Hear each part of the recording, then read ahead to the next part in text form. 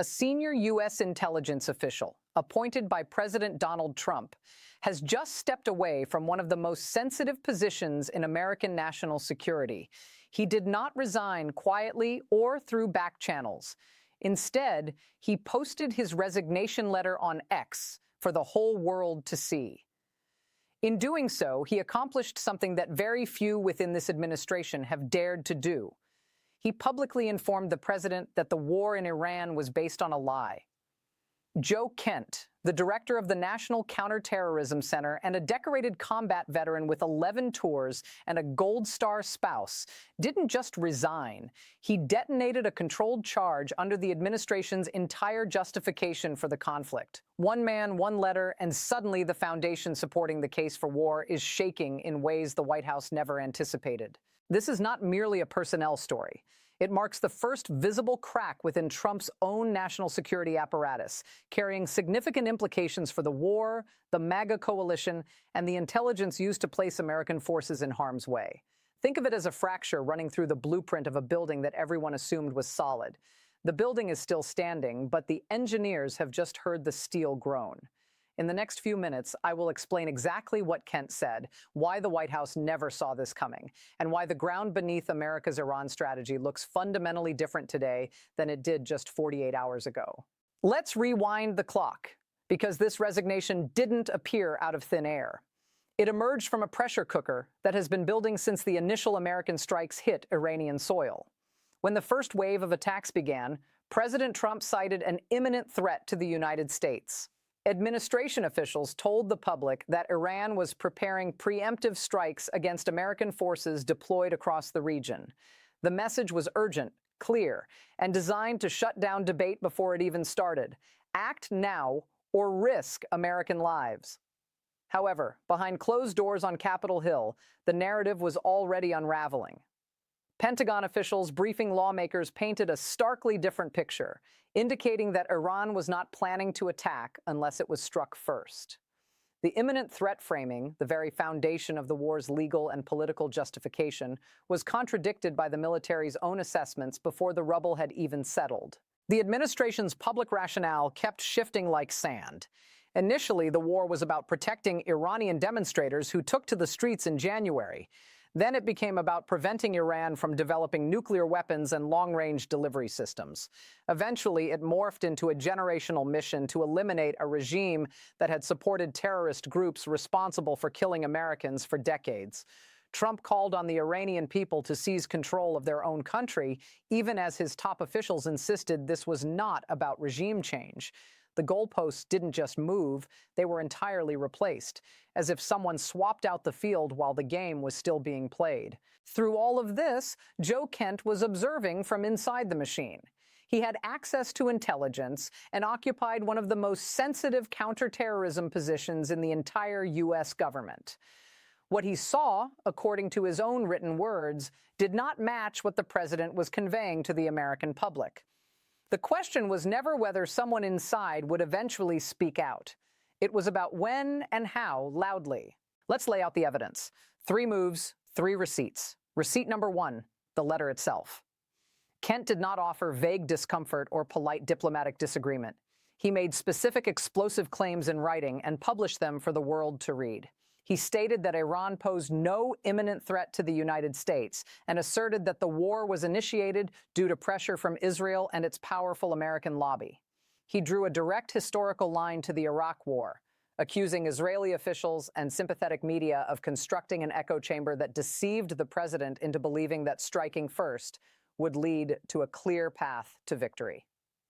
His exact words were devastating. This was a lie. And it is the same tactic the Israelis used to draw us into the disastrous Iraq war that cost our nation the lives of thousands of our best men and women. We cannot make this mistake again. Consider who is making this claim. A man with 11 combat tours spanning 20 years in the Army, a former CIA officer, and a Gold Star spouse whose first wife, Shannon, was killed by a suicide bomber in Syria while serving as a Navy cryptologist. This is not a bureaucrat leaking information to a reporter from behind a curtain of anonymity. This is a man who buried his wife because of the last war built on contested intelligence, standing up in broad daylight and declaring he will not be part of the next one. That is not something to dismiss with a tweet. And yet, the White House attempted to do just that. Receipt number 2, the Pentagon contradiction. Kent's claims do not exist in a vacuum. They land directly on top of an already fractured credibility structure.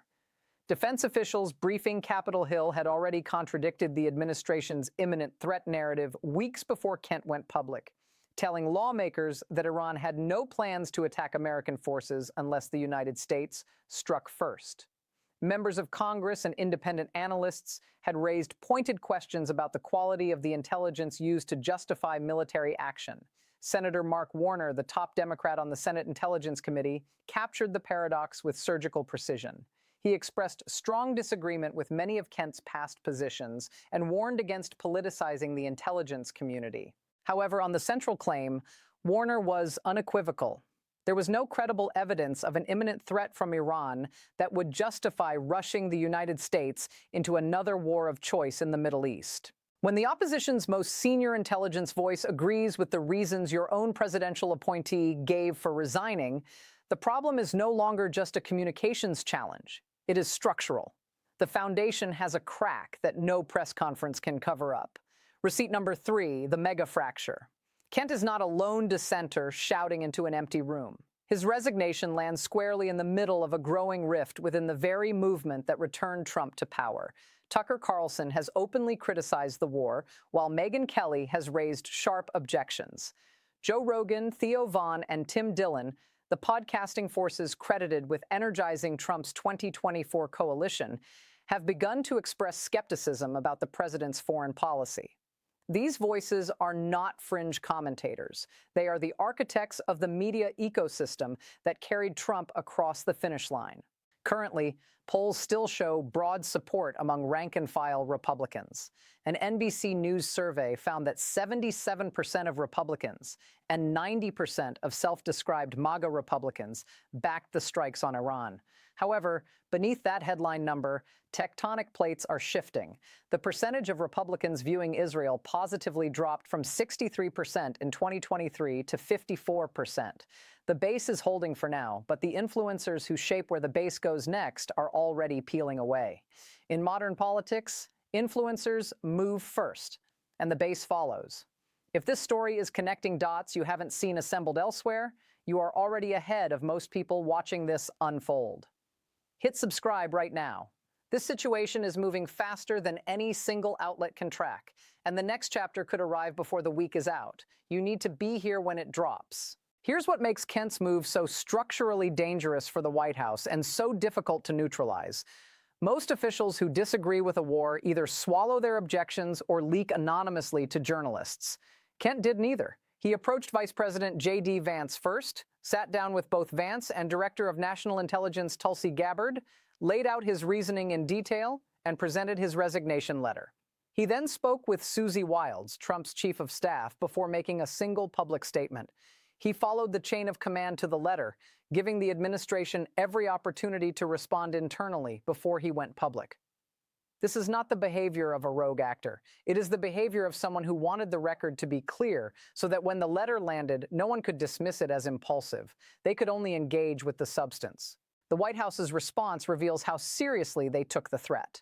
Trump labeled Kent as very weak on security and stated, "When somebody is working with us that says they didn't think Iran was a threat, we don't want those people. They're not smart people or they're not savvy people." Officials scrambled to assert that Kent had been sidelined from intelligence briefings on Iran and was already on his way out. One senior official claimed the White House had instructed Gabbard to fire Kent before the resignation, but she never did. Another official flatly disputed that account. The result is a tangle of contradictions that no single narrative can contain. Was Kent important enough to attend briefings, or was he irrelevant? Was he about to be fired, or was that never discussed? Was the intelligence airtight, or had Pentagon briefers already undermined it on Capitol Hill? Every attempt to downplay Kent's significance opened a new seam in the story. Gabbard's response was perhaps the most revealing of all. She posted on social media that the president, as commander-in-chief, is responsible for determining what constitutes an imminent threat. While that is technically accurate, it is also the kind of answer you provide when you cannot defend the intelligence on its merits. You retreat to authority. You say the boss decides. That answer holds until the public starts asking whether the boss made that decision based on solid evidence or under pressure from outside actors. So, what does this mean for you? If you are an American taxpayer, you are funding a war whose intelligence justification has now been publicly challenged by a senior presidential appointee and Pentagon briefers alike. If you work in defense, energy, logistics, or any sector connected to Middle East stability, the trajectory of this conflict directly impacts your livelihood. If you have family in uniform, the question of whether this war was necessary is not an abstract discussion on a cable news panel. It is the most personal question in the world. Here's the part that should keep you awake at night. Wars, once initiated, create their own gravity. Supply chains restructure around the conflict. Defense contracts are locked in for years. Alliances become entrenched. Enemies are created who did not exist prior to the first bomb falling. Even if the political winds shift tomorrow, the institutional commitments forged today do not simply reverse because a poll number dips. The money is spent, the deployments are made, and the new enemies remember. You cannot unscramble that egg by simply changing the subject. Where does this go from here? I see three realistic paths. Scenario 1, managed containment. The administration absorbs the blow, dismisses Kent as a fringe figure tainted by past associations with far-right individuals and Holocaust deniers, and relies on strong polling among Republican voters to weather the storm. The war continues with tightened messaging and perhaps a clearer public articulation of objectives. Kent becomes a footnote remembered only by those already skeptical. This is the White House's preferred outcome, and it remains plausible as long as no further insiders break ranks. Scenario 2, the fracture widens. Kent's public stance emboldens other skeptics within the administration and across the broader MAGA media universe. More officials, perhaps not at his level but close enough to matter, begin voicing their doubts. The podcasting class amplifies these cracks. Congressional Republicans who privately share Kent's concerns start expressing those views publicly. The war does not end, but the political coalition supporting it fragments in ways that constrain the administration's freedom of action. This scenario is where that 77% approval begins to soften, not because voters change their minds instantly, but because the information environment shifts beneath their feet. Scenario 3, escalation on every front. The administration doubles down. Trump frames all criticism as disloyalty, weakness, or anti-Semitism. Kent is investigated or discredited. The war expands. Iran retaliates with force, and casualties mount. The question of whether the intelligence was sound becomes secondary to whether America can afford to be perceived as losing. This is the scenario nobody wants to name out loud, but it is the one that history tells us is most common. Once a nation commits its military based on contested intelligence, the Iraq precedent is not merely a metaphor. It is a warning written in blood. Here's what I keep coming back to. The relationship between this president and his own intelligence community will never look the same after this moment. Even if Kent vanishes from the headlines, even if the war ends in a negotiated settlement next month, the president is now carved into stone. A Senate-confirmed presidential appointee with combat experience spanning 2 decades looked at the classified intelligence and told the world that the war was built on a lie amplified by a foreign government's lobby. That does not disappear. It lives in the permanent record. Every official who occupies that position after him will know it. The deeper lesson is older than any single administration. You never build a case for war on intelligence that cannot withstand daylight. You never allow a foreign partner's strategic ambitions to replace your own independent national security assessment. And you never assume that loyalty to a movement will silence conscience forever. Eventually, someone breaks ranks. When they do, the question isn't whether they were right or wrong in every detail. It's whether the system that sent young men and women into combat can answer the challenge they just laid down. Did Joe Kent expose a genuine deception at the heart of this war? Or did he merely dress up a policy disagreement in the language of a whistleblower? Is the MAGA coalition resilient enough to absorb this fracture, or is this the moment the cracks become permanent fault lines? And if the intelligence was wrong, if the imminent threat never existed, who answers for that? Drop your answer in the comments. I read every single one. Subscribe, because the next chapter of this story, the congressional hearings, the classified briefings, the next insider who decides silence is no longer an option, is coming fast.